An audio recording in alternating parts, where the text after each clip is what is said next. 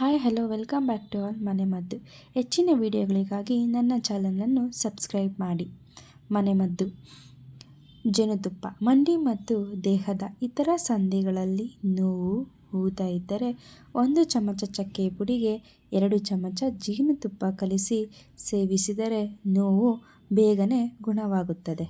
ಮತ್ತು ಎರಡನೆಯದು ಅದು ಏನೆಂದರೆ ಸಂಧಿಗಳಲ್ಲಿ ಊತ ನೋವು ಇದ್ದು ಬೆಳಿಗ್ಗೆ ಏಳಲು ಆಗದಂತಿದ್ದರೆ, ಅಂದರೆ ಬೆಳಗ್ಗೆ ಎದ್ದ ತಕ್ಷಣ ಆಗದೇ ಇರ್ತಾರಲ್ವ ಅವರು ಗೋಮೂತ್ರ ಅಂದರೆ ಗಂಜಲ, ಹಸುಗಳೆಲ್ಲ ಗಂಜಲ ಹಾಕುತ್ತಲ್ವ, ಆ ಗಂಜಲಕ್ಕೆ ಶುಂಠಿ ಪುಡಿ ಸೇರಿಸಿ ಸೇವಿಸಿದರೆ, ಖಾಲಿ ಹೊಟ್ಟೆಯಲ್ಲಿ ಸೇವಿಸಿದರೆ ನೋವು ಕಡಿಮೆಯಾಗುತ್ತದೆ. ಇದರಿಂದ ಊತ ಮತ್ತು ನೋವು ಕಾಣಿಸ್ಕೊಳ್ಳೋದಿಲ್ಲ. ಇದು ವಾರದಲ್ಲಿ 2 ಬಾರಿ ಆದರೂ ಕುಡಿಬೇಕು.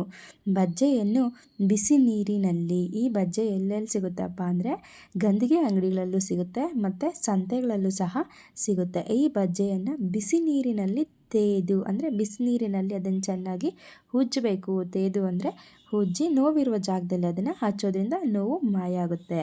ಕರ್ಪೂರದ ಎಣ್ಣೆಯಿಂದ ಪ್ರತಿದಿನ ಮಂಡಿಯನ್ನು ಮಸಾಜ್ ಮಾಡಿದರೆ, ಸಾಮಾನ್ಯವಾಗಿ ಎಲ್ಲರ ಮನೆಯಲ್ಲೂ ಕರ್ಪೂರ ಇರುತ್ತೆ.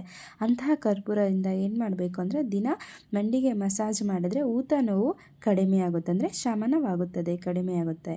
ಮತ್ತು ಮೆಣಸಿನಕಾಯಿ ಖಾರ ಆದರೆ ಆರೋಗ್ಯಕರ.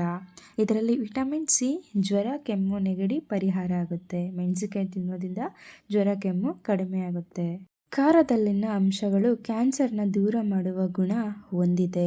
ಯಾವುದೇ ಅಡುಗೆ ಮೆಣಸಿನಕಾಯಿ ಕತ್ತರಿಸಿ ಹಾಕುವುದರಿಂದ ಅದರ ಆರೋಗ್ಯಕರ ಗುಣಗಳು ದೇಹಕ್ಕೆ ತಲುಪಲು ಸಾಧ್ಯವಾಗುತ್ತದೆ.